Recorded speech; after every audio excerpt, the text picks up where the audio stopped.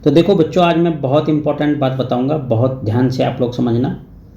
Basically जो कोई भी बॉडी अगर चार्ज होती है तो उसका जो मेन रीज़न होता है कि वो चार्ज क्यों होती है, उसका मेन कॉज होता है ट्रांसफ़र ऑफ इलेक्ट्रॉन्स।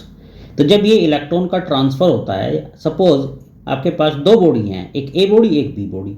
अगर ए बॉडी से इलेक्ट्रॉन्स निकल के बी बॉडी में जाते हैं तो समझो बॉडी ए से कुछ नेगेटिव चीज़ बाहर निकल गई, इसीलिए उस पर कुछ कंपेरेटिवली पॉजिटिव चार्ज आ जाता है।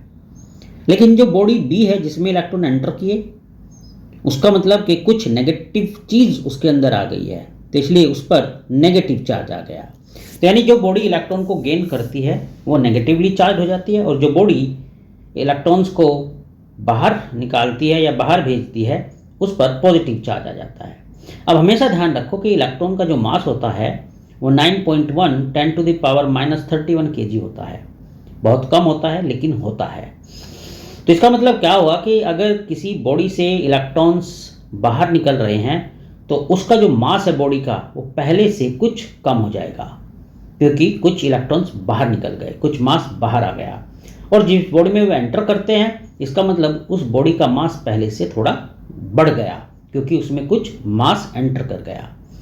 अब इसका मतलब क्या हुआ कि जो चार्ज है वो तभी एग्जिस्ट करेगा किसी बॉडी पर जब मास होगा, यानी रेस्ट मास कुछ न कुछ होना चाहिए।